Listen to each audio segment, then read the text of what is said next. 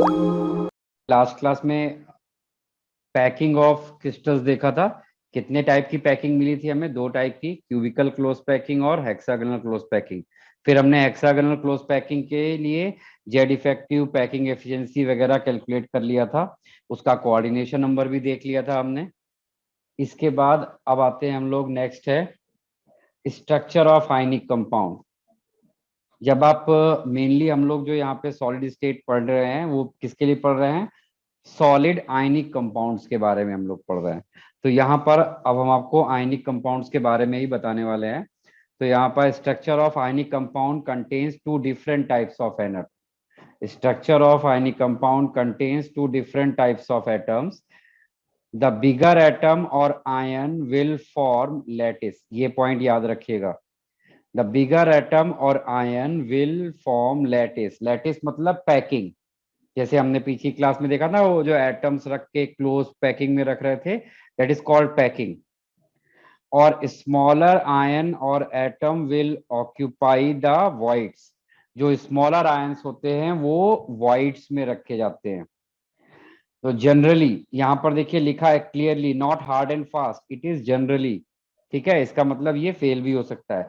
Generally bigger ion is anion and smaller ion is कीटायन।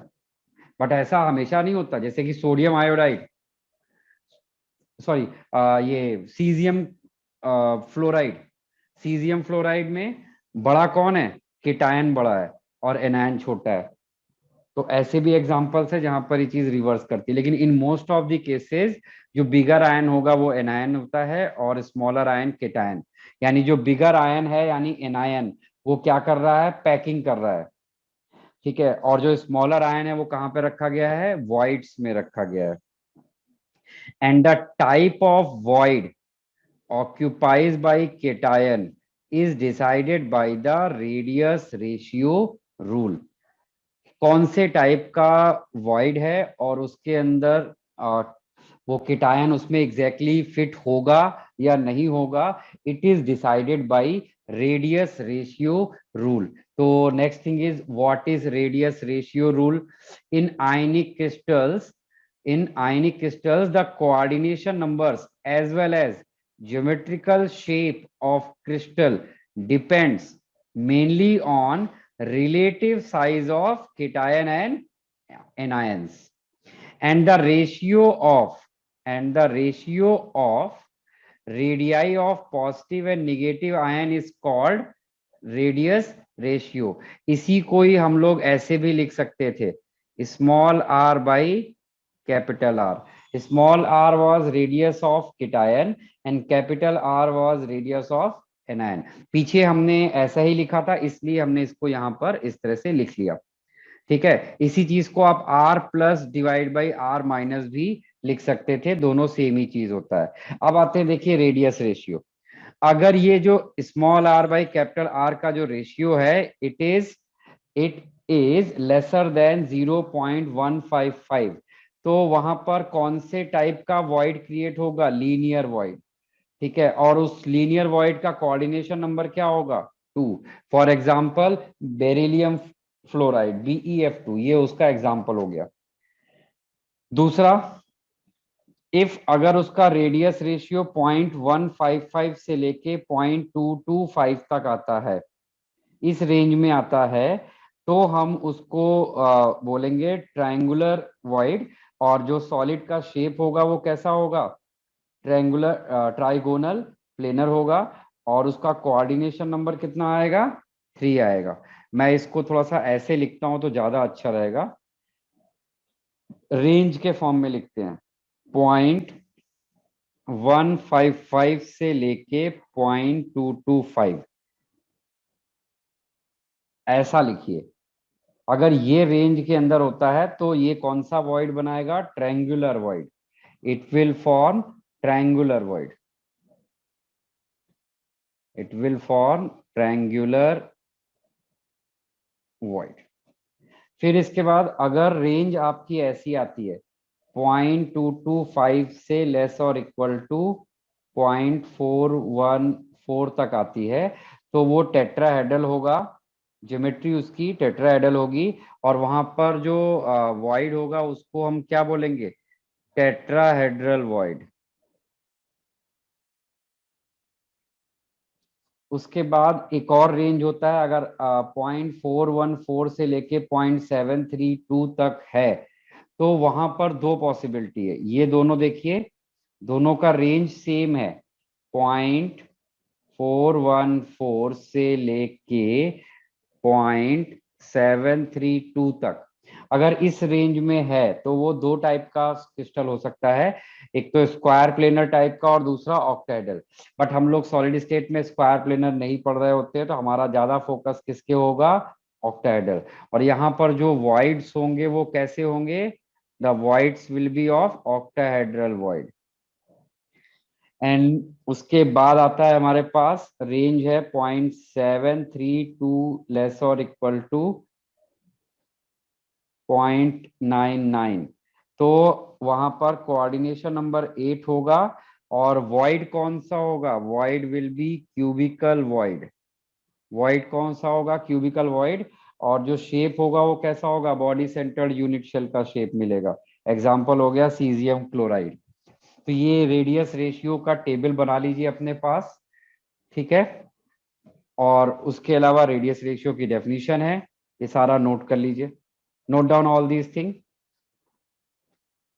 इस पूरी information को note करिए अपने पास कहीं पर। आगे बढ़े। हाँ सर सर। वो टेबल थोड़ा बचा है। टेबल में ये जो मैंने कॉलम एक और यहाँ बना लेना, वॉइड वाला। ये तो शेप है कंपाउंड का, और ये वॉइड वाला कॉलम बना लेना। और इसको ऐसे नहीं लिखना, इसको ऐसे लिखना। बस यहाँ पर एक जगह मिस्टेक किया है मैंने, इसको आप मत करना। इक्वालिटी का साइन इधर होता है, इधर नहीं होता।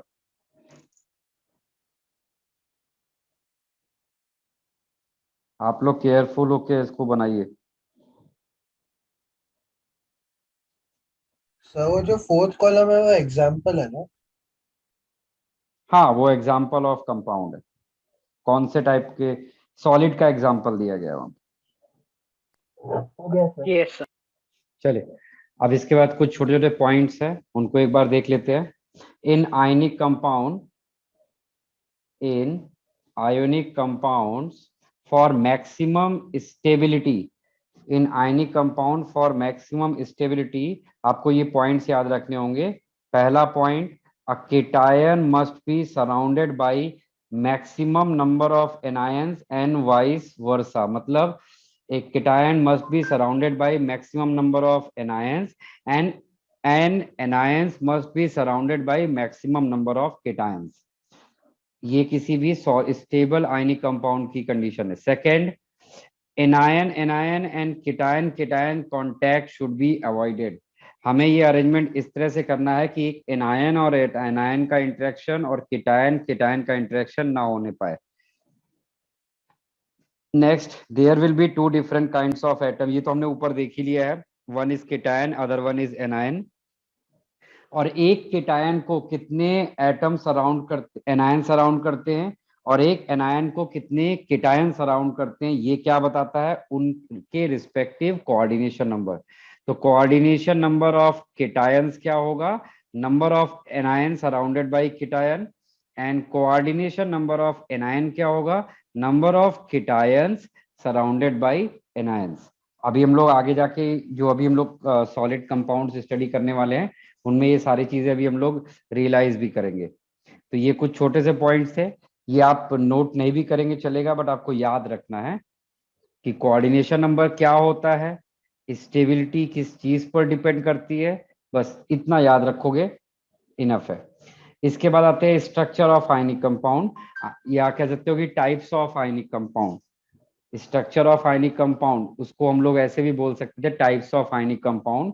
We have we have three types of, basically हम लोग कितने टाइप पढ़ने वाले हैं यहाँ पर, we have three types of compounds.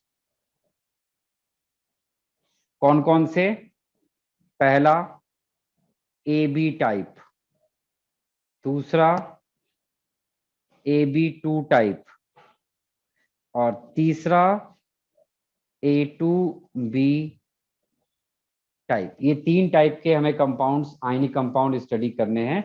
तो start with ionic compounds of the type AB। हम लोग AB टाइप कंपाउंड से स्टार्ट करेंगे। तो जब AB टाइप कंपाउंड को हम लोग स्टडी करेंगे तो AB टाइप कंपाउंड में हमें एक तो पढ़ना है NaCl टाइप, सबसे पहले मैं यही बताने वाला हूँ। फिर हम लोग पढ़ेंगे ZnS टाइप, और फिर उसके बाद हम लोग करेंगे CsCl टाइप। पहले NaCl टाइप, दूसरा ZnS टाइप, और तीसरा हम लोग यहाँ पर देखने वाले हैं CsCl टाइप। ये 3 टाइप के आयनिक कंपाउंड हम लोग यहाँ पर स्टडी करने वाले हैं। क्लियर सभी को? तो सबसे पहले हेडिंग डालिए। सबसे पहले NaCl, rock salt NaCl type structure, rock salt और NaCl type of structure, rock salt और NaCl टाइप ऑफ स्ट्रक्चर। तो इसमें सबसे पहली चीज हम इनका रेडियस रेशियो लिखते हैं यहाँ पर। इसमें केटायन कौन है Na+ और एनायन कौन है Cl-। तो यहाँ पर केटायन और एनायन के रेडियस का रेशियो जब NaCl टाइप के लिए निकाला जाता है तो ये हमें कितना मिलता है 0.525। तो 0.525 देखिए कौन सी रेंज में आता है, 0.525 इस रेंज में आएगा। इसका मतलब वो कैसा कॉम्प्लेक्स होगा, ऑक्टाहेड्रल शेप का, और उसके अंदर कौन से टाइप के वॉइड्स होंगे, ऑक्टाहेड्रल वॉइड्स होंगे। ठीक है, तो सबसे पहला पॉइंट है इनका रेडियस रेशियो फाइंड करना। उसके बाद दूसरी चीज है कि अब इसमें केटायन और एनायन की पोजीशन और लोकेशन कहाँ पर है। तो केटायंस केटायंस कौन है इसमें, Na+ आयन। Na+ आयंस को कहां पर रखा गया है, Na+ ions are present at octahedral voids।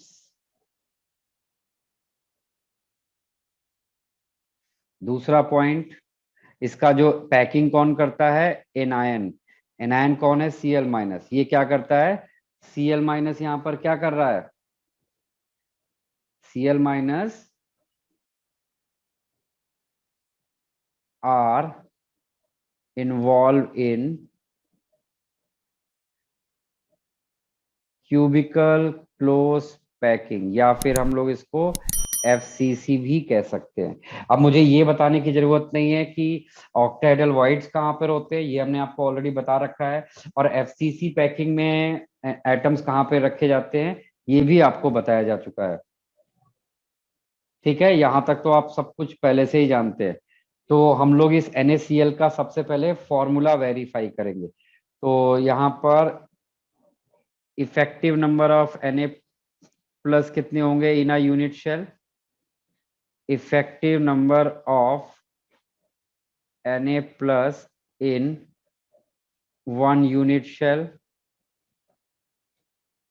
और इफेक्टिव नंबर ऑफ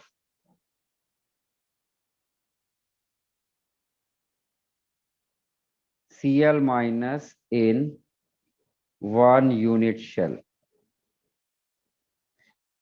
जरा निकालिए, सोडियम आयन कहाँ पे रखा गया है, ऑक्टाहेड्रल वॉइड।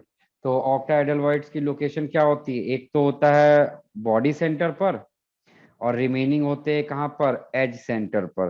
तो वहां से जेड इफेक्टिव कितना आ गया, 4।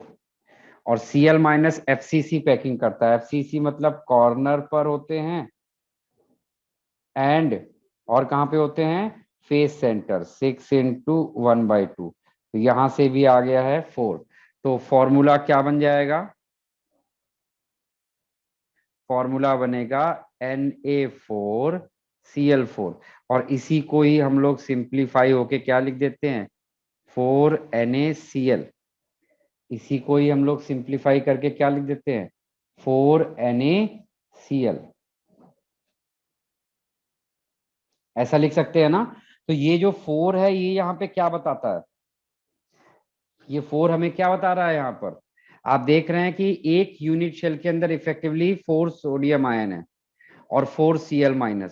तो अगर आपसे मैं पूछूं इफेक्टिवली कितने NaCl के मॉलिक्यूल होते हैं in a unit cell, effective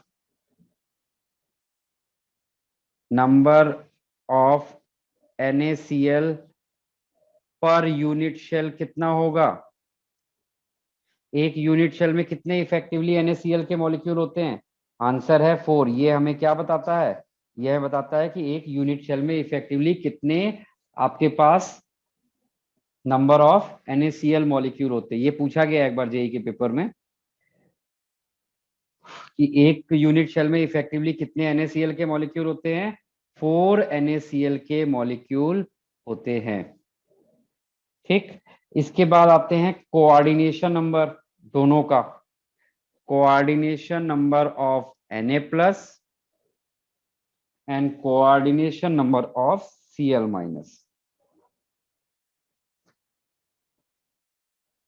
Cl minus, तो एक एक करके आप देख सकते हो। Na प्लस कहाँ पे है? ऑक्टेडेलवाइड। ऑक्टेडेलवाइड कहाँ पे होता है? बॉडी सेंटर और एच सेंटर। आप कोई भी एक लेट पॉइंट पकड़ लीजिए जो आसानी से विजुलाइज हो जाए। ठीक है, अगर आप एक कोई भी पॉइंट पकड़ ले जिसको आसानी से विजुलाइज कर सकते हो तो आप वहां से बता देंगे। अगर एक FCC लैटिस में जिसमें कि कॉर्नर और फेस सेंटर पे एटम होते हैं, उसके बॉडी सेंटर पर कोई एटम रखा है, तो बताओ उस एटम का नियरेस्ट नेबर कौन होगा?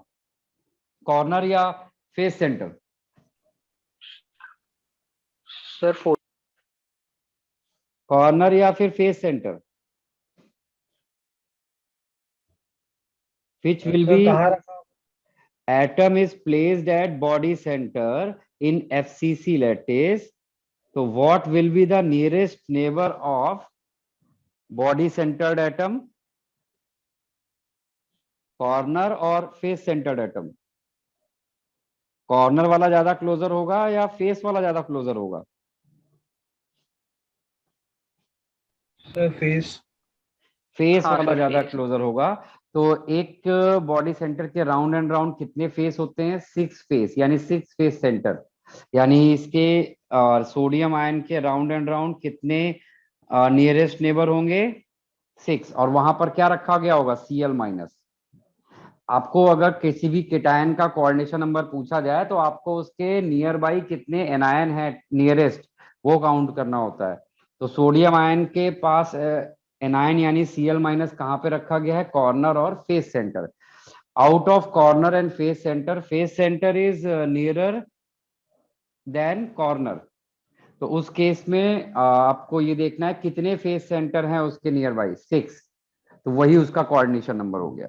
अच्छा, अब दूसरा क्वेश्चन है coordination number of Cl minus, यानी हमें एक Cl माइनस के आसपास कितने नियरेस्ट सोडियम आयन होंगे वो पता करना है। ठीक है, अच्छा, और Cl माइनस कहां पे रखा गया है? कॉर्नर पे और फेस सेंटर पे। आप कोई भी एक पॉइंट ऐसा पकड़ ले जहां से आप आसानी से विजुलाइज कर सकते हैं। मैं कॉर्नर ले रहा हूं, ठीक है। हमें पता है कि एक कॉर्नर का नियरेस्ट सेंटर जो होगा, अगर देखेंगे तो वो कहां पे होगा? बॉडी सेंटर पर होगा, या फिर आप एज सेंटर भी देखेंगे तो भी चलेगा। ठीक है, लेकिन मैं बॉडी सेंटर बोलूंगा कि आप बॉडी सेंटर देखिए। तो कॉर्नर के आसपास कितने बॉडी सेंटर हुए? एक क्यूब के अंदर एक बॉडी सेंटर। और एक कॉर्नर जो होता है वो 8 क्यूब में कॉमन होता है, यानी हर क्यूब में एक एक बॉडी सेंटर होगा। सॉरी, मैं उल्टा बता रहा। नहीं सॉरी, नियरेस्ट नेबर जाना है ना, नियरेस्ट। कॉर्नर नहीं, उसका नियरेस्ट नेबर होगा edge centre. Edge centre is nearer than body centre, क्योंकि बॉडी सेंटर a√3/2 डिस्टेंस पे होगा और एज सेंटर a/2 डिस्टेंस पे होगा। Edge centre is nearer to the corner atom. तो कितने एजेस पास होती हैं एक कॉर्नर से? 6 एजेस पास होती है। एक कॉर्नर से कितनी एजेस पास होती हैं? 6। इसका मतलब 6 एज सेंटर पास होंगे, यानी उसके नियर बाई 6 एज सेंटर होंगे। तो एक Cl माइनस का कोऑर्डिनेशन नंबर कितना हो गया? 6। यहां से आपको क्या दिख रहा है कि इन दोनों के कोऑर्डिनेशन नंबर का रेशियो क्या है? इन दोनों के कोऑर्डिनेशन नंबर का रेशियो है 6:6। तो NaCl टाइप जितने भी क्रिस्टल्स होते हैं वो सब किस अरेंजमेंट में होते हैं? 6:6 के अरेंजमेंट में रहते हैं। क्लियर है भाई सभी को? हाँ सर। Yes sir.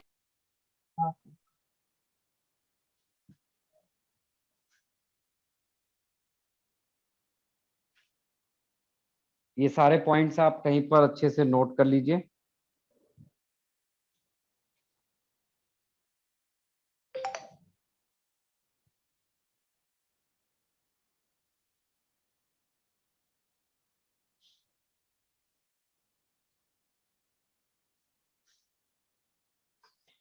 अच्छा, फिर उसके बाद एक और चीज आप लिख सकते हो यहाँ पर। वो क्या लिख सकते हैं हम लोग? केटायन, जो नियरेस्ट केटायन और एनायन के बीच की नियरेस्ट डिस्टेंस कितनी होगी? तो एक एनायन रखा गया है कॉर्नर पर और केटायन रखा गया है एज सेंटर, तो उन दोनों के बीच की नियरेस्ट डिस्टेंस कितनी हो जाएगी? R++R- is equal to how much? A/2, है ना? यही तो होगा।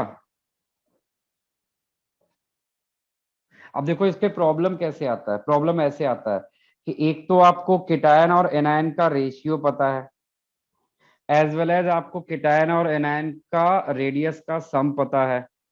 ठीक है, तो आपसे कभी कभी R+ या R- में से कोई एक चीज मिसिंग होगी और आपको फाइंड करने को बोलेगा। तो इतनी इंफॉर्मेशन आपको अपने पास याद रखनी होती है। अब इसके एग्जाम्पल लिख लीजिए, कौन कौन से सॉलिड्स हैं जो इस टाइप का स्ट्रक्चर शो करते हैं। कौन कौन से ऐसे क्रिस्टल्स हैं जो इस तरह के अरेंजमेंट्स में रहते हैं? KCl, NH4Cl, NH4Br, AgCl, AgBr, ये सब ऐसे क्रिस्टल्स हैं जो आपका यहाँ पर रॉक सॉल्ट टाइप स्ट्रक्चर को शो करते हैं। या और आप यहाँ पर लिख सकते हैं oxide and sulphides of oxide and sulphides of alkali earth metal. Alkali earth metal, ये एग्जांपल्स हो गए NaCl टाइप ऑफ क्रिस्टल्स के। नोट कर लीजिए।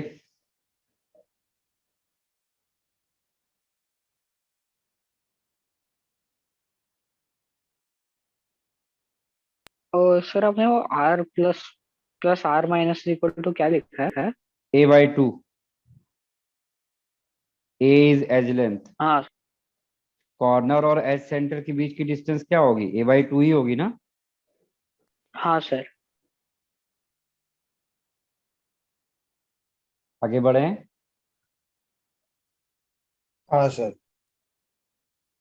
ये हमने पहला देखा है, rock salt type NaCl type of crystal. दूसरा है हमारे पास ZnS type of crystal. Next है हमारे पास क्या है? ZnS type of crystal.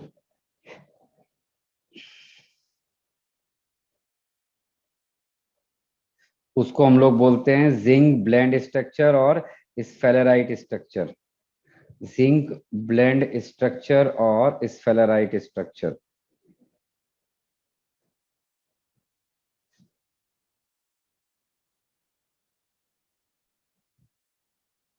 इसका जो लेटेस्ट डायग्राम होता है वो कुछ ऐसा रहता है।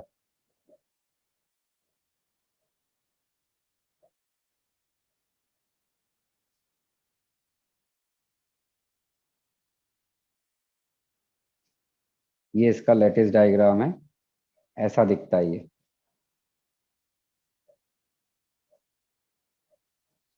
ठीक है, तो सबसे पहले तो हम इनका रेडियस रेशियो देख लेते हैं।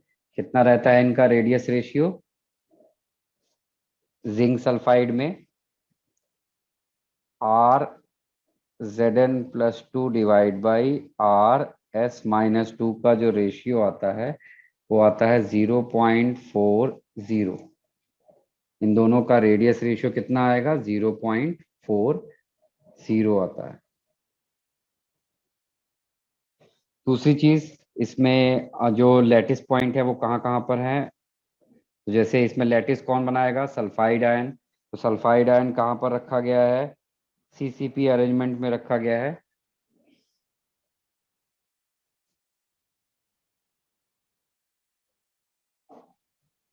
sulfide ions are arranged in CCP cubical close packing arrangement। और केटायन जिंक को कहाँ पे रखा गया है, इनको रखा गया है कहाँ पर, ऑल्टरनेट टेट्राहेड्रल वॉइड्स। इनको कहाँ पर रखा गया है, ऑल्टरनेट टेट्राहेड्रल वॉइड, या फिर कह सकते हो half of the tetrahedral voids में रखा गया है। आर प्लेस्ड इन alternate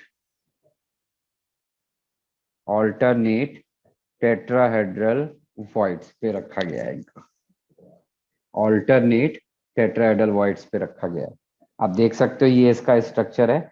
ये इसका एक यहाँ पे डायगोनल होगा जिसमें एक पॉइंट पे रखा गया, दूसरे पे नहीं रखा गया। ठीक है, ऐसे ही हर उसमें एक पे ही रहेगा और एक पे नहीं रहेगा, और वो इस तरह से होगा कि वो सब एक दूसरे के क्या होंगे, ऑल्टरनेट होंगे। यानी एक अगर आप टीवी पे रखेंगे तो नेक्स्ट टीवी छूट जाएगा, उसके बाद वाले पे रखेंगे फिर नेक्स्ट छूट जाएगा। ऐसे करते हुए टोटल 8 टेट्राहेड्रल होते हैं, जिसमें से केवल कितने टेट्राहेड्रल इफेक्टिवली वहां पर यूज होंगे, 4। 4। ठीक है, तो हमने जिस ऑर्डर में पीछे कैलकुलेट किया था हम बिल्कुल उसी ऑर्डर में बताते हैं। सबसे पहले मैंने यहाँ पर पैकिंग बताया था, पैकिंग के बाद इफेक्टिव नंबर, फिर उसके बाद कोऑर्डिनेशन नंबर। ठीक है, तो बस हम लोग उसी ऑर्डर में जाएंगे। तो इफेक्टिव नंबर ऑफ यहाँ पर S-2 कितना होगा। अब मैं यहाँ पर सीधे जेड इफेक्टिव लिख रहा हूँ, Z effective of S-2 and Z effective of Zn+2। तो S-2 कहाँ पर रखा गया है, FCC पैकिंग में। FCC पैकिंग का जेड इफेक्टिव कितना आएगा, कॉर्नर से आएगा 8 × 1/8 और फेस से आएगा 6 × 1/2, इट विल बी 4। और Zn+2 को कहाँ पे रखा गया है, ऑल्टरनेट टेट्राहेड्रल वॉइड। तो टोटल 8 होते हैं, 8 में से ऑल्टरनेट जाएंगे तो सिर्फ हमें 4 ही टेट्राहेड्रल वॉइड्स मिलेंगे। तो यहां से आपको फॉर्मूला क्या मिलेगा, फॉर्मूला विल बी Zn4S4। इसको हम लोग ऐसा लिख सकते हैं 4ZnS। तो ये 4 हमें यहाँ पर क्या इंडिकेट कर रहा है, 4 हमें यहाँ पर क्या इंडिकेट कर रहा है, बताओ रुचित।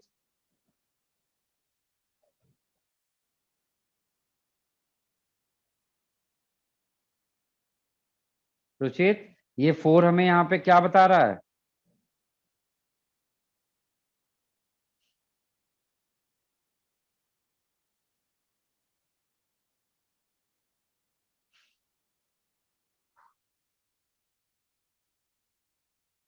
ये हमें बताता है कि एक यूनिट शेल में इफेक्टिवली कितने जिंक सल्फाइड के मॉलिक्यूल्स होते हैं।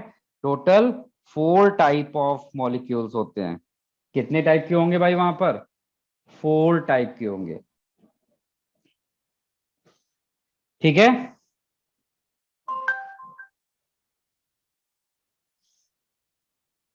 हाँ सर। इसके बाद कोऑर्डिनेशन नंबर देखेंगे। Coordination number of Zn+2,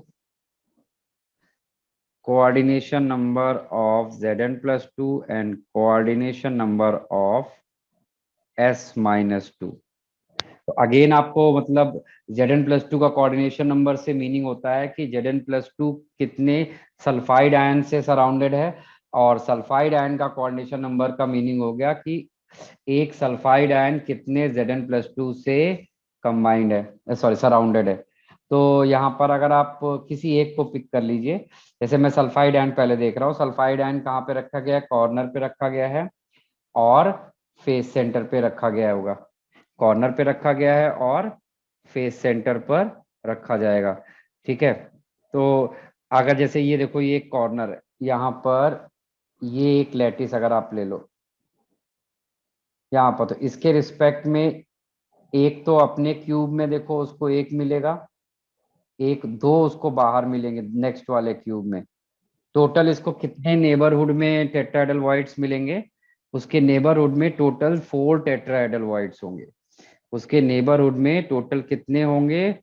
4 tetrahedral voids होंगे, जो जहां पर एटम प्रेजेंट होंगे तो टोटल 8, बट उनमें से कितने में वो प्रेजेंट है? केवल केवल 4 में प्रेजेंट होगा, क्योंकि ऑल्टरनेट प्लेस किया गया, तो एक छोड़कर एक आएगा। और अगर हम यहाँ पे जिंक सल्फाइड जिंक आयन देखेंगे, तो इसका कोऑर्डिनेशन नंबर हो जाएगा नंबर ऑफ सल्फाइड आयन, यानी लेटिस पॉइंट। तो उसको आप ऐसे भी देख सकते हो कि एक टेट्राहेड्रल वॉइड ये है, ये वाले को देखो, इस वाले को, ये वाले को देखिए, का कलर मैं बदल देता हूं, ये वाला। एक टेट्राहेड्रल वॉइड के नियरेस्ट क्या होते हैं? 4 कॉर्नर्स आते हैं, 1 2 3 4। तो उसमें से यहाँ पर देखो, ये दो तो यहाँ पर ये क्या है? ये तो कॉर्नर हो गया। उसके अलावा ये और ये फेस सेंटर्स हैं। ये तीनों क्या हैं? फेस के सेंटर्स हैं। 3 फेस सेंटर और एक कॉर्नर आता है, और वही उनके पोजीशन ऑफ सल्फाइड आयन है। तो टोटल 4 इसके भी नेबर आते हैं यहाँ से भी। तो यहाँ से इनके कोऑर्डिनेशन नंबर का रेशियो आता है, रेशियो रेशियो आएगा 4:4। इनके कोऑर्डिनेशन नंबर का रेशियो कितना आता है? 4:4।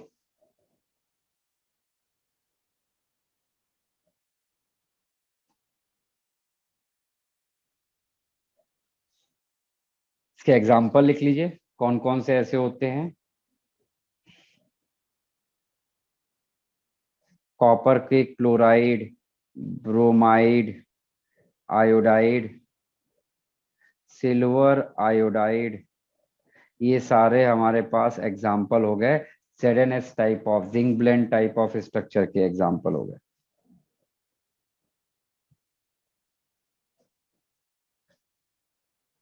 चलिए, इसके बाद इसी सल्फाइड आयन में, सॉरी ZnS टाइप में एक और टाइप, ZnS जो होता है वो दो तरह से एग्जिस्ट करता है। एक तो वो एग्जिस्ट करता है एज अ जिंक ब्लेंड, और उसके अलावा वो एग्जिस्ट एक और तरीके से करता है, that is called wurtzite structure. उसको हम लोग क्या बोलते हैं? Wurtzite structure. एक और तरीके से एग्जिस्ट करता है, we call it wurtzite structure. किस चीज का है ये? जिंक सल्फाइड का ही वुडजाइड स्ट्रक्चर है, the wurtzite structure of zinc sulphide.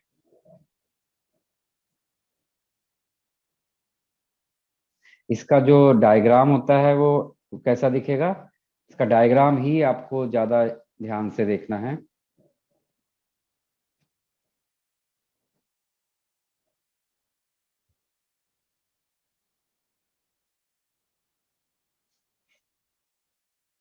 इसका लेटिस पॉइंट कुछ ऐसा दिखता है। तो आप देखिए कैसा है, ये HCP पैकिंग में अरेंज किया गया है। यही इसको स्पेशल बनाता है।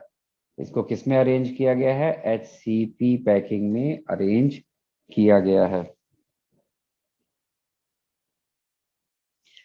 तो ये क्या है? It is also ZnS type, alternate form of ZnS type. इसको बोलते हैं वुडजाइड स्ट्रक्चर। तो इसमें इनमें एटम्स का क्या अरेंजमेंट होता है? यहाँ पर एटम्स का क्या अरेंजमेंट है? यहाँ पर जो सल्फाइड आयंस है वो क्या किस टाइप की पैकिंग कर रहे हैं? Sulphide ions have HCP arrangement. देखिए, ये सब क्वेश्चन कैसे आएंगे इनके ऊपर? क्वेश्चन ऐसे आता है कि आपको वहां पर ये नहीं बताया जाएगा कि कोई कंपाउंड CCP में है या HCP में है। वो आपको ऐसे बोलेगा, अगर उसको CCP बताना होगा तो वो ऐसे बोलेगा NaCl टाइप स्ट्रक्चर है, रॉक सॉल्ट टाइप स्ट्रक्चर है, या फिर zinc sulphide type of structure है। ठीक है। और अगर उसको बताना होगा HCP होगा तो बोल देगा कि वो वुडजाइड टाइप ऑफ स्ट्रक्चर है। कैसा है, वुडजाइट। तो वुडजाइट है तो हमारे लिए अपने आप हो गया कि वो HCP अरेंजमेंट में रखा गया है। अच्छा, उसके बाद इसमें जिंक आयन कहाँ पे रखे गए हैं? जिंक आयन रखे गए हैं half of the tetrahedral voids में रखे गए हैं। जिंक आयंस कहाँ पर रखे गए हैं? Are at half of the tetrahedral voids में इनको रखा गया है, half of the tetrahedral voids में। और यहाँ से जेड इफेक्टिव वगैरह सब बिल्कुल वैसे ही निकलेगा, निकालते हैं यहाँ से। जेड इफेक्टिव सबसे पहले हम लोग निकाल लेते हैं, जेड इफेक्टिव ऑफ S-2। तो S-2 का तो हम लोगों ने पहले भी, HCP का तो आपको पता है, टोटल 12 कॉर्नर हैं और वहां से कितने में शेयर्ड होता है, वो 6 में। प्लस उसके दो फेस सेंटर हैं, ये और ये, दो फेस सेंटर हो गए। और एक फेस सेंटर कितने में शेयर्ड होता है, 2 में। प्लस और 3 एटम देख सकते हो कि 1 2 3, ये 3 एटम देखो इनसाइड द क्यूब है, तो 3 completely inside inside the hexagon है। तो टोटल यहाँ से कितना आ गया, 6 आ जाता है। और फिर हम लोग निकालेंगे जेड इफेक्टिव ऑफ Zn+2, वो तो बताया ना, टोटल 6 है, 6 का डबल कितना होता है, 12, 12 का हाफ कितना हो गया, 6, यानी हाफ ऑफ दी पोजीशन पे है, यानी 6 पर है, यहाँ पर 6 है। तो यहाँ पर फॉर्मूला क्या बनेगा, Zn6S6, we can write it as 6ZnS। यानी एक मॉलिक्यूल में number of molecule per unit cell कितना आएगा, पर यूनिट शेल कितना होगा, नंबर ऑफ मॉलिक्यूल कितना होगा भाई, 6। 6। ठीक। अच्छा, इनके कोऑर्डिनेशन नंबर का रेशियो बिल्कुल वही रहता है, 4:4। तो मैं सीधे यहाँ पर रेशियो लिख दे रहा हूँ, ratio of coordination number of Zn+2 and S-2 will be 4:4। ये हमारा ZnS टाइप ऑफ क्रिस्टल हो गया। देखिए, जेई में NaCl टाइप कई बार आ चुका है, ZnS टाइप कई बार आ चुका है, और CaCl टाइप पिछले 2 साल से नोटिस में आया है। मतलब पिछले 2 साल से कह रहे सकते हो कि क्वेश्चंस में आना शुरू हुआ है, और लगभग ये हर साल इस पे क्वेश्चन आ रहा है, क्योंकि CaCl टाइप थोड़ा सा कंफ्यूजिंग है, मिसअंडरस्टूड कर जाते हैं बच्चे उसको, और उसका फायदा उठा के वहां पे पेपर बनाया जा रहा है। और जिसने भी मिसअंडरस्टूड किया होगा वो धोखा खाएगा, और धोखा खाएगा और वहां पे आंसर को रॉन्ग करके आएगा। ठीक है, तो अब हम लोग जा रहे हैं थर्ड टाइप ऑफ स्ट्रक्चर की तरफ। ये बना लिया है सबने? प्रोसेस थोड़ा बचा है। कंप्लीट करिए। हो गया भाई?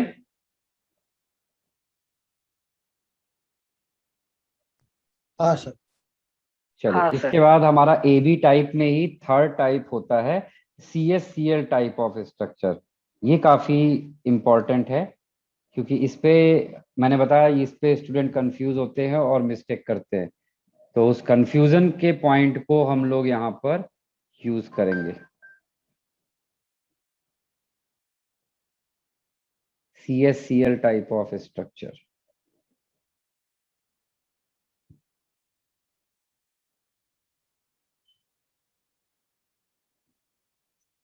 हेडिंग डालिए, CSCl टाइप। इसका जो लैटिस स्ट्रक्चर होता है वो हम लोग ऐसा दिखा सकते हैं।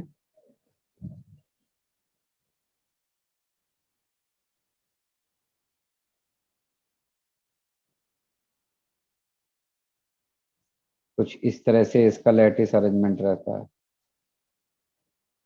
ठीक है, CSCl टाइप ऑफ स्ट्रक्चर। शुरुआत करते हैं सबसे पहले इसके रेडियस रेशियो से। क्या रेडियस रेशियो आता है इसमें? यहाँ पर रेडियस रेशियो आएगा आपको R plus divide by R minus is equal to 0.93, 0.93। और इसमें कौन क्या क्या कर रहा है, यहाँ पर जो Cl माइनस है वो पैकिंग कर रहा है क्या, और उसको कहाँ पे रखा गया है, Cl minus ion form simple cubic arrangement. क्या कर रहा है ये, सिंपल क्यूबिक अरेंजमेंट। और सीजियम आयन वो कहाँ पे रखा गया है, सीजियम आयन को कहाँ पे रखा गया है, at cubical void, cubical void. और क्यूबिकल वॉइड एक्चुअली कहाँ पर क्रिएट होता है, किसी भी क्यूब में क्यूबिकल वॉइड हमेशा उसके बॉडी सेंटर पर क्रिएट होता है। ठीक है, तो किसी भी क्यूब में कितने क्यूबिकल वॉइड हो सकते हैं, मैक्सिमम एक ही क्यूबिकल वॉइड हो सकता है, क्योंकि केवल एक ही बॉडी सेंटर होता है ना। चलिए, तो अब यहां से इनका जेड इफेक्टिव निकालते हैं। Z effective of caesium ion and Cl minus, आप लोग ही बताओ क्या क्या होगा। Z effective of caesium ion Cl ion,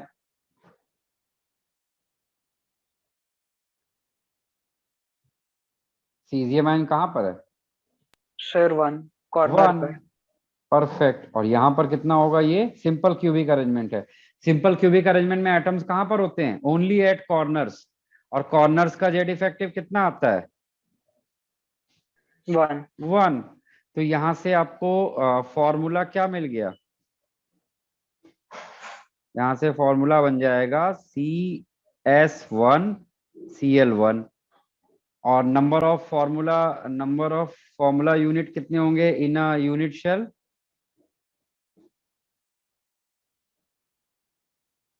पर यूनिट शेल कितना होगा, आंसर है 1। एक यूनिट शेल के अंदर कितने मॉलिक्यूल ऑफ सीजियम क्लोराइड होंगे, आंसर है 1। सबको दिख रहा है ना, किसी को कोई डाउट है इसमें तो पूछिए आप। अच्छा, अब इसके बाद इनका कोऑर्डिनेशन नंबर देखें। Coordination number of caesium ion and coordination number of chloride ion. Caesium कहां पे रखा गया और क्लोराइड कहां पे रखा गया, सीजियम कहां पे रखा गया और क्लोराइड कहां पे रखा गया है, सीजियम रखा गया है बॉडी सेंटर पर। सर ठीक है, क्यूबिकल वॉइड्स। हाँ वॉइड पे, बॉडी सेंटर पे यहाँ पर रखा गया है। मैं इसको अलग कलर से दिखाता हूँ, ये देखो ये अलग से दिख रहा है। और इसके नेबरहुड टचिंग एटम कितने होंगे, 1 2 3 4 5 6 7 8। तो नंबर, इसका कोऑर्डिनेशन नंबर कितना आ गया, 8। और इसका देखो जरा, एक कॉर्नर से पूछिए कितने उसके नियर बाई बॉडी सेंटर होंगे। तो एक कॉर्नर 8 क्यूब में कॉमन होता है, हर क्यूब में एक एक बॉडी सेंटर उसके नियर बाई होगा। तो यहाँ से कोऑर्डिनेशन नंबर कितना आ गया, 8। तो यहाँ से रेशियो कितना आ जाएगा, ratio of coordination number will be 8:8। Ratio of coordination number क्या आ जाएगा, 8:8 आ जाएगा। उसके अलावा हम एक और चीज निकाल सकते थे, दोनों के बीच में डिस्टेंस R प्लस, यानी केटायन और एनायन के बीच की डिस्टेंस। केटायन कहाँ पे रखा गया है, यहाँ पर, यानी बॉडी सेंटर पर। एनायन कहाँ पे है, कॉर्नर। कॉर्नर से बॉडी सेंटर के बीच की डिस्टेंस क्या होती है भाई, याद रहना चाहिए आपको ये सब एकदम बाय हार्ट, A√3/2। कॉर्नर से बॉडी सेंटर क्या होता है, डायगोनल पास हो रहा होता है ना, हाफ ऑफ द डायगोनल हो जाएगा, A√3/2। इसके एग्जाम्पल्स कौन कौन से और कंपाउंड हैं जो इसी कैटेगरी में आते हैं, caesium bromide, caesium iodide, caesium cyanide और थैलियम आयोडाइड। ये सब हमारे पास एग्जाम्पल्स हैं किस चीज के, CaCl टाइप के। तो CaCl टाइप में अब आते हैं कि मैंने क्या बोला था, ये स्टूडेंट कंफ्यूज करते हैं। आप देख रहे होंगे ये तो सबसे आसान है देखने में, फिर भी क्या कंफ्यूज करते हैं। एक्चुअली CaCl टाइप सॉलिड को जब बाहर से देखोगे आप, बाहर से देखो इस कैसा दिख रहा है। बाहर से देखो एटम कहाँ कहाँ पे रखे गए हैं, कॉर्नर पे और बॉडी सेंटर। कॉर्नर और बॉडी सेंटर पे जब एटम को रखा जाता है तो वो कैसा होता है, उसको वो कैसा टाइप का यूनिट शेल दिखता है, उस यूनिट शेल का नाम क्या होता है जिसमें एटम कॉर्नर और बॉडी सेंटर पे होते हैं? Body centre. Body centre. तो कंफ्यूजन इसमें ये होता है कि जब भी आपसे पूछा जाता है give an example of body centred unit cell, तो आपको हमेशा वहां पर दिखेगा सीजियम क्लोराइड, क्योंकि सीजियम क्लोराइड देख लो एक BCC अरेंजमेंट है, ठीक है। लेकिन अगर क्वेश्चन ये पूछा गया है कि in caesium chloride what is the latest point of NIN, तो आपका आंसर होना चाहिए सिंपल क्यूबिक अरेंजमेंट, SCC। और अगर पूरे कंपाउंड का पूछा जाए तो वो BCC है। पूरा कंपाउंड CaCl देखने में कैसा है, BCC, ठीक है। और उसमें इंडिविजुअल एनायन और केटायन अगर पूछा जाए तो वो कैसा होता है, SCC। समझा सभी को?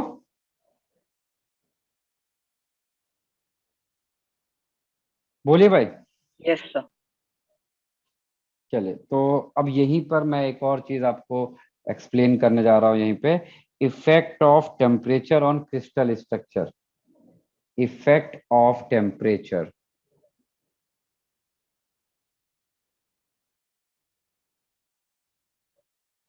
Effect of temperature on crystal structure.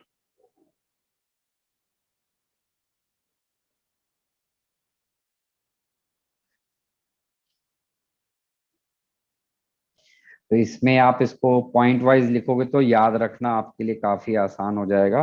First point लिख लीजिए, increase of temperature,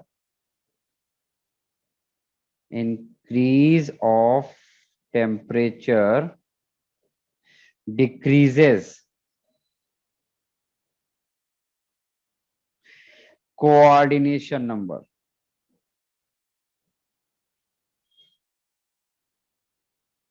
decreases coordination number, ठीक है।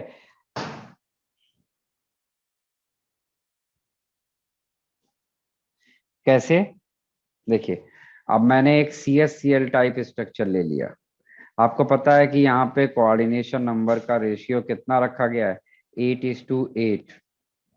जब हम इसमें टेम्परेचर इंक्रीज करते हैं, हाई टेम्परेचर रखते हैं, अराउंड कितना हाई टेम्परेचर लेते हैं, 760 केल्विन का हाई टेम्परेचर रखते हैं।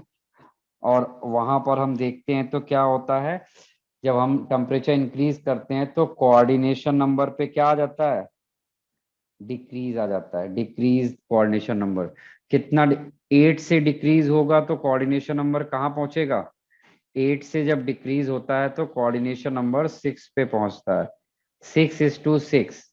और 6:6 वाला कौन सा क्रिस्टल होता है, NaCl टाइप, ठीक है। अगर हम फर्दर और टेम्परेचर इंक्रीज कर देंगे तो फिर ये किस में कन्वर्ट हो जाएगा, अगर हम इसमें और ज्यादा टेम्परेचर इंक्रीज कर देंगे अराउंड 1410 डिग्री सेल्सियस, तो ये और छोटा हो जाएगा और इसका कोऑर्डिनेशन नंबर डिक्रीज कर जाएगा,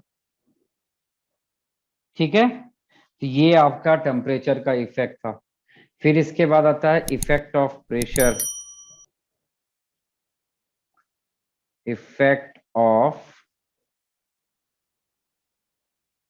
pressure on crystal.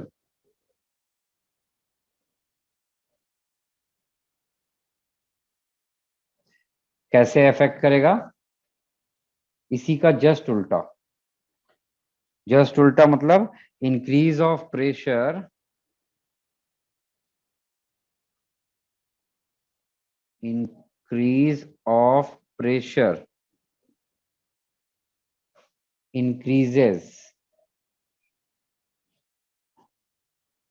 coordination number। Increases coordination number. जैसे कि यहाँ पर मैंने ले लिया है NaCl, जिसका कोऑर्डिनेशन नंबर 6:6 है। अब आप यहाँ पे हाई प्रेशर अप्लाई कर दीजिए, तो ये कोऑर्डिनेशन नंबर इंक्रीज हो जाएगा, और इंक्रीज होके 6 से किस में जाता है, 8 में। ये CaCl टाइप का हो जाएगा। ये इफेक्ट ऑफ टेम्परेचर लिख लीजिए, effect of temperature and effect of pressure.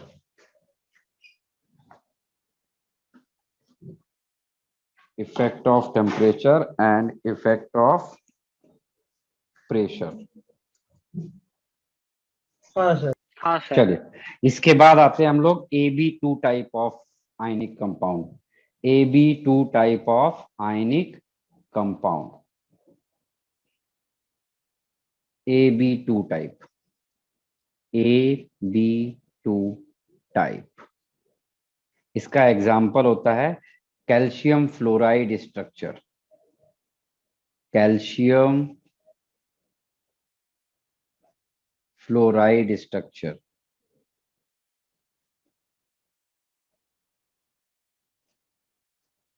Calcium fluoride का फॉर्मूला तो आपको पता है, क्या होता है, CaF2। This is your calcium fluoride, CaF2। इसके बारे में ज्यादा कुछ नहीं, इनमें थोड़ा थोड़ा सा, इनको हम लोग फ्लोराइड स्ट्रक्चर भी बोलते हैं। ये मैंने पूरा पूरा लिख दिया ऐसे यहाँ पे, कैल्शियम फ्लोराइड स्ट्रक्चर, और शॉर्ट में ऐसा भी लिखा रहता है फ्लोराइड स्ट्रक्चर, तो आप कंफ्यूज नहीं होंगे। फ्लोराइड स्ट्रक्चर मतलब कैल्शियम फ्लोराइड स्ट्रक्चर। मैं लिख भी देता हूँ यहाँ पर, नहीं तो आप कहीं भूल जाओगे तो आपको लगेगा आपने पढ़ा ही नहीं है। फ्लोराइड स्ट्रक्चर, ठीक। चलिए, अब इसके एक एक करके पॉइंट्स आपको लिखने हैं। फर्स्ट पॉइंट है इसका कि कैल्शियम आयंस, ध्यान से देखिएगा, इसमें कुछ आपको नई चीजें मिलेंगी। Calcium ions are arranged in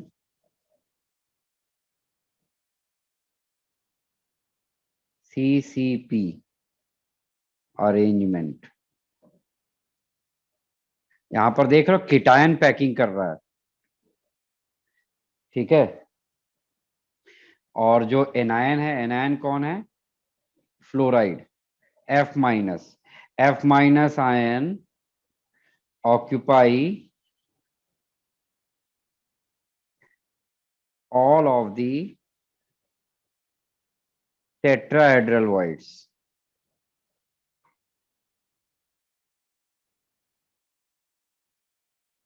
all of the tetrahedral voids।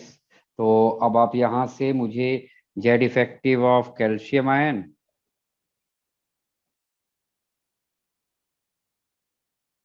And Z effective of fluoride ion आपको बताना है।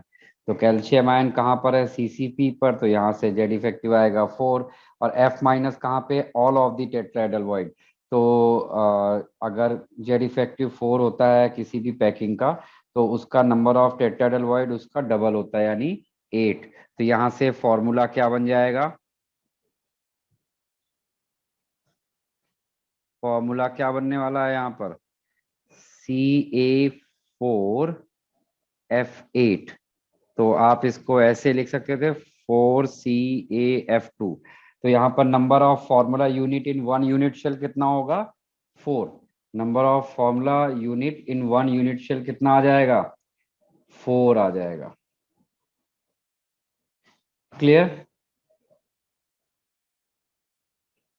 Yes sir.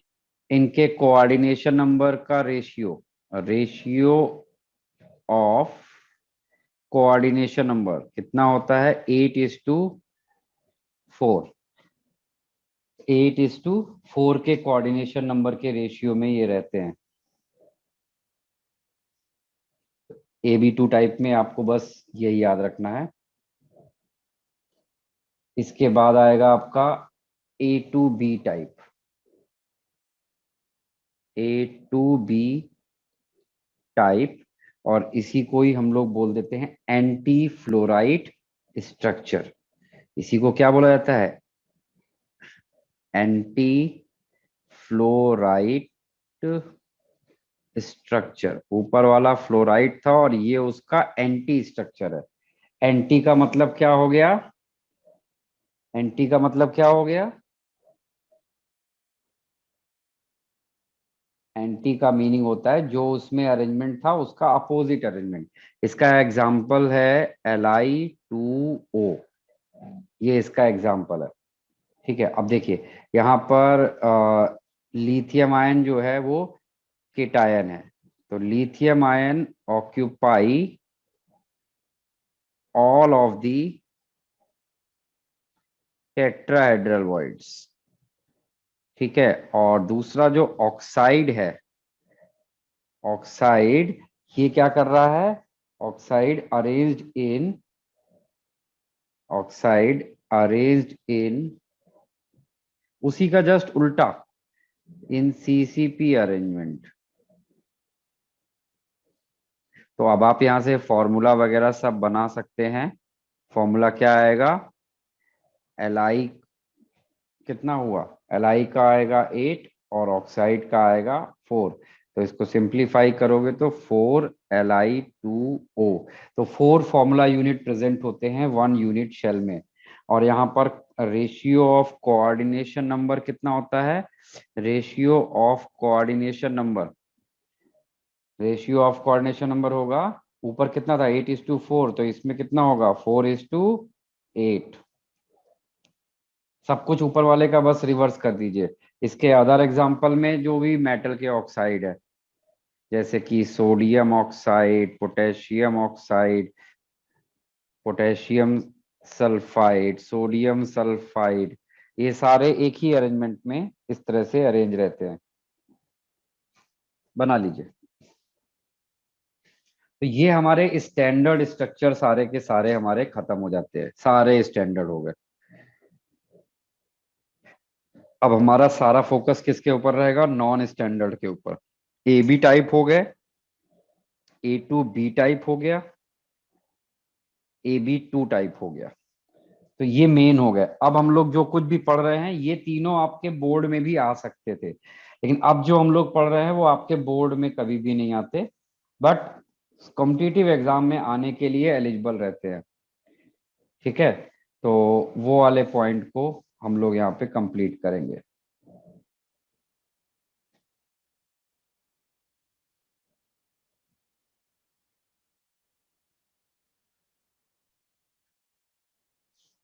आगे बढ़े? आप नोट कर रहे हो कि हम लोग मूव कर जाएं?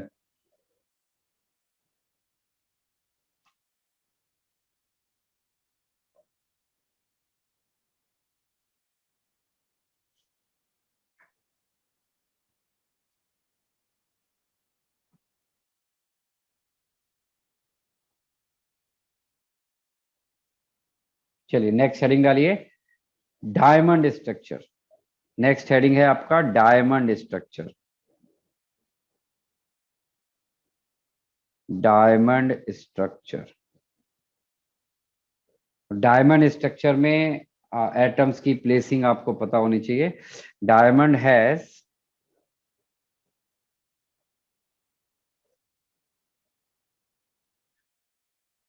FCC structure, has FCC structure with four more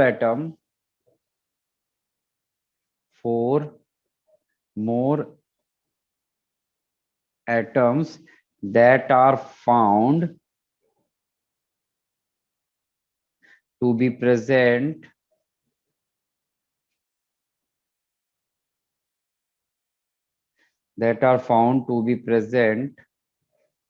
in alternate tetrahedral voids। हमें पता है कि डायमंड में सिर्फ एक ही टाइप के एटम्स होते हैं। कौन होते हैं? एक ही टाइप का, कार्बन, है ना।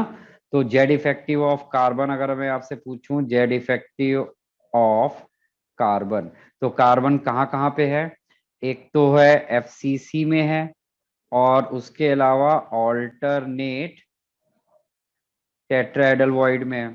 तो एफसीसी से जेड इफेक्टिव कितना आ जाएगा? आपको बार बार लिखने की जरूरत नहीं है, याद होना चाहिए 4।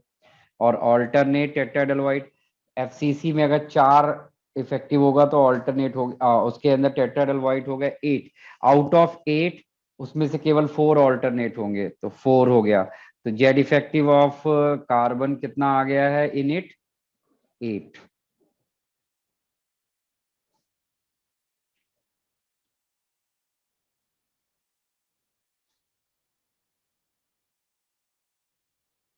नोट कर लीजिए पूरा ये।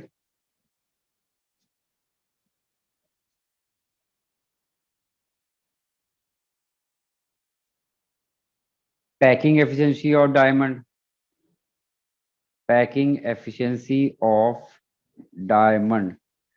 तो पैकिंग एफिशिएंसी क्या होगा? जेड इफेक्टिव, जेड इफेक्टिव तो हमको पता है, हमने अभी निकाला है, 8 into volume of 1 unit 1 atom divide by total volume. Cubical shape का होता है तो total volume is a cube. अब बस हमें क्या पता होना चाहिए? इनका रेडियस और एज लेंथ का रिलेशन। तो for diamond lattice 2r is equal to होता है a√3/4। तो ये इसको यूज कर लीजिए और यहाँ से सॉल्व करके पैकिंग एफिशिएंसी हमें निकालना है।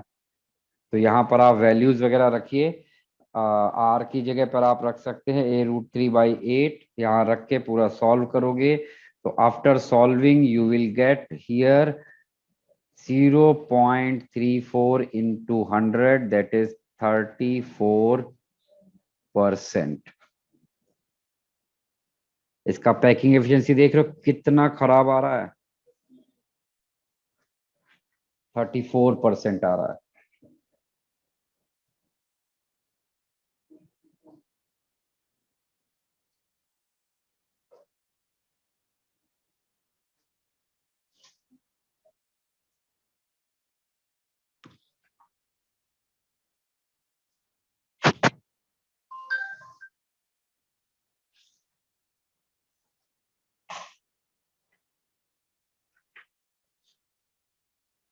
इसके बाद नेक्स्ट हेडिंग डालिए spinal structure. Spinal structure,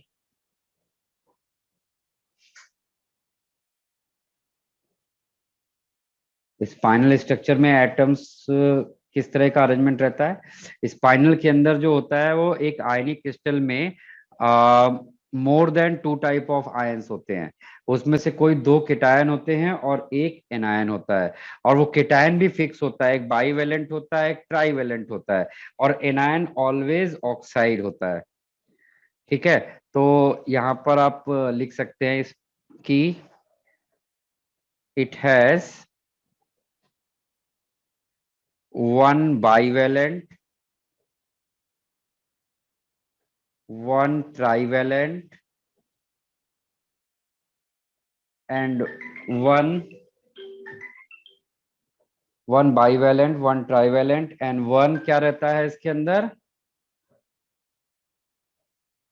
oxide ion.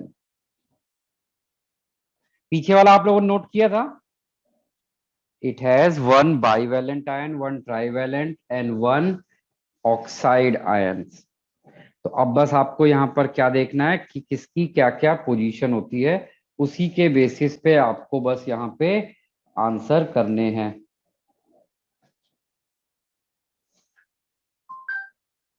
तो इनकी पोजीशन लिख लीजिए, write down. Oxide ion form FCC packing,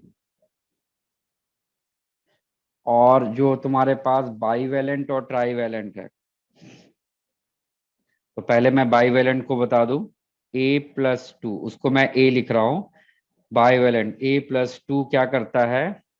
occupy 1/8 of tetrahedral void. ठीक है, और बी मैंने ले लिया ट्राईवेलेंट को, और ट्राईवेलेंट क्या कर रहा है, occupy 1/2 of octahedral void. Clear. तो अब हम इनका सबका फॉर्मूला बना सकते हैं। इसका ऑक्साइड का जेड इफेक्टिव तो हम डायरेक्ट लिख लेंगे 4, और इसका कितना हो जाएगा 8/8 की हो गया 1, और बी कितना हो गया, टोटल ऑक्टाहेड्रल वाइट 4 थे, उसका 1/2 यानी 2। तो फॉर्मूला क्या बन जाएगा, AB2O4। फॉर्मूला बनेगा AB2O4। ऐसे जितने भी स्ट्रक्चर होंगे उन सब में हमेशा यही फॉर्मूला मिलेगा आपको।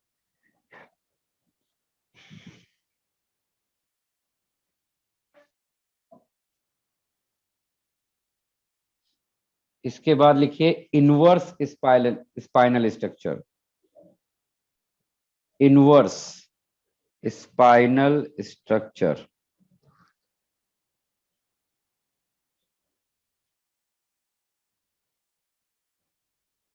इनवर्स स्पाइनल स्ट्रक्चर में हम एटम्स को कहां पर रखेंगे, इसमें भी बिल्कुल वैसे ही बाईवैलेंट ट्राईवैलेंट होते हैं, तो बस इसमें आपको देख लेना है कि कौन कहां पर है। Oxide ions form FCC packing, और जो बाईवैलेंट है वो क्या कर रहा है, ऑक्यूपाई 1/8 ऑफ टेट्राहेड्रल वॉइड, और जो आपका ट्राईवैलेंट है दैट ऑक्यूपाई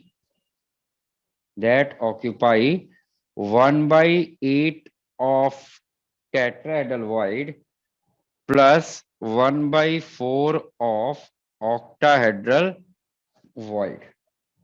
अब आपको फॉर्मूला बनाना है। तो यहां से जेड इफेक्टिव कितना आया 4, यहां से आ गया 8 इंटू 1/8 1, और यहां से कितना आ जाएगा, यहां से निकालिए, टेट्राहेड्रल वाइट होते हैं टोटल 8, 8 8 इंटू 1/8 हो गया 8 इंटू 1/8, और टेट्राहेड्रल वाइट ये कितने हो गए 4 इंटू 1/4, तो ये आ गया आपको 2। तो फॉर्मूला देखिए अगेन वही बनेगा AB2O4।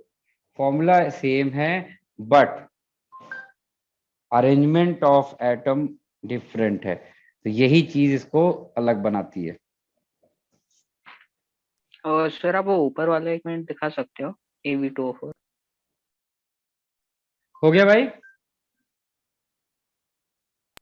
हाँ सर। इसके बाद लिखिए पर्वोस्काइट structure. पर्वोस्काइट structure.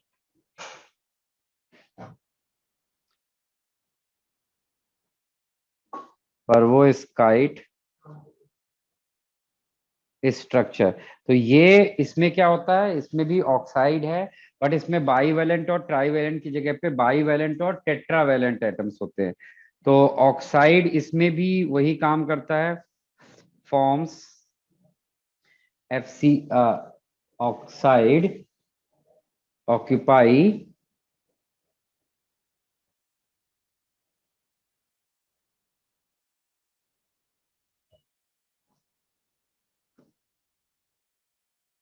Oxide minus occupy face centres.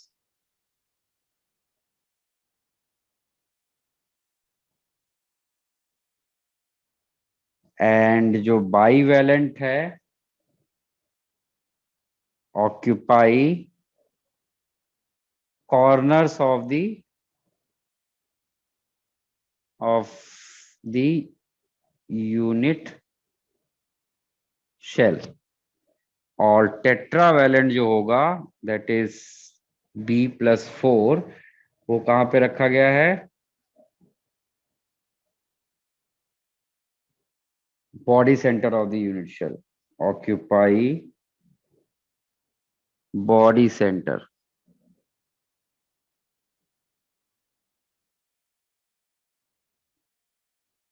तो यहां से सबसे जेड इफेक्टिव निकालो। फेस कितने होते हैं, 6 इंटू 1/2 दैट इज 3। और कॉर्नर कितने होंगे, 8 इंटू 1/8 दैट इज 1। और बॉडी सेंटर 1, तो फॉर्मूला क्या बन जाएगा, AbO3। Formula becomes AbO3। तो इस तरह से हमारे सारे टाइप्स ऑफ कंपाउंड खत्म हो गए। अब हमारे सामने सिर्फ एक ही चीज बचती है पढ़ने के लिए, वो है defects and magnetic properties. Defects and magnetic properties. तो आपको एक क्लास मैं संडे को भी रखने वाला हूं। आपका एक क्लास संडे को भी रहेगा, मॉर्निंग 9 टू, जब तक खत्म नहीं हो जाएगा। तो मोस्टली खत्म तो 12 बजे तक हो ही जाएगा, बट फिर भी मैं आपको टाइम नहीं बोल रहा, इसीलिए। क्लियर है सभी को? Morning 9 to 12।